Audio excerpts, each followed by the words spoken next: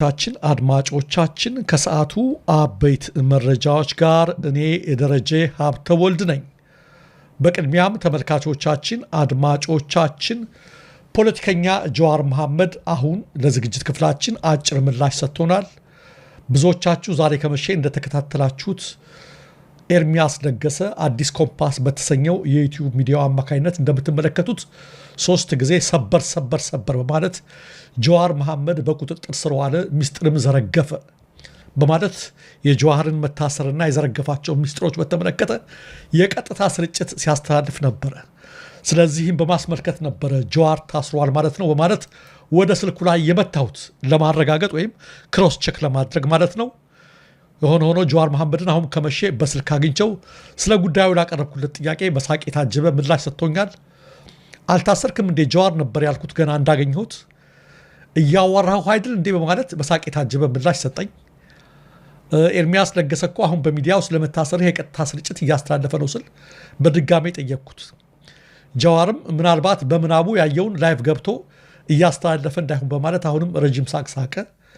እኔ ግን ምንድነው ያጋጠመ በምን ምክንያት ይሆን ታስራል ሊል የቻለው ስል ለሶስተኛ ጊዜ ጠየቅኩት። ጀዋርም እኔ ምን አውቃለሁ እርሱን ራሱን ኤርሚያስን ብትጠይቀው አይሻልም ሲል አሁንም እየሳቀ ምላሽ ሰጠኝ። ጥያቄንም በጥያቄ መለሰልኝ ማለት ነው። ተመልካቾቻችን አንድ ዜና ሰምቼ ለማረጋገጥ ነበረ ወደ ኢትዮጵያ ለመሄድ ሲል በቁጥጥር ስር ውሎ ሚስጥሮችን አወጣ የሚል ነገር ሰምቼ ይሄን ለማረጋገጥ ነው። ኦኬ እንዴት ነህ? ደህና ነው ወይ? እንዴት ነህ? ዝም ብሎ ነው እሱን ከራሱ ከኤርሚያስ አረጋግጥ። እኔም ሰዎች እየደዋወሉልኝ ስለሆነ ኦኬ ለዛ እኮ ነው ያነሳው። ማላረቆ ስልክ እንኳን አናሳም። ሲደጋገም ጊዜ በቃ እዳት የገባው ሰው ነው ብዬ ነው ያሳውት። ውሸት ነው አይደለም? ምን እኔ ላለ እያወራህ ያለው አይ እንደው ማለት ምን የደረሰብህ ነገር አለ እንዴ? ኧረ ምንም የለም ዝም ብሎ ነው።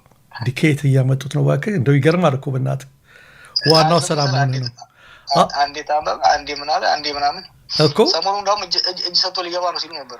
እንደዛ ነገር ሰምቼ ነበር።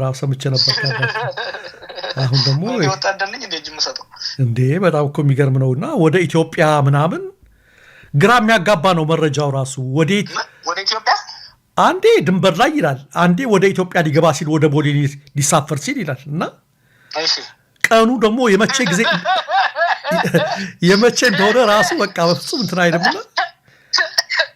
በመጨረሻ በቃ ከራሱ ክሮስ ቼክ ማድረግ ይቻላል ብዬ እኮ ነው የደወልኩት። አላዳመጥኩትም እኔ እንትን ላይ ነበር፣ ፍላይት ላይ ነበር። ከተለያዩ አንግሎችም ለማጣራት ስሞክር ምንም ነገር በሌለበት ነው አቧራ የተነሳው የሚል ነገር ነው ያረጋገጥኩት። ሰው እንዴት በአየር ላይ ምስማር ይመታል? እንዴት በአየር ላይ ምስማር መምታት ይቻላል? እያሉ በርካቶች ፈገግ እያሉ ነው።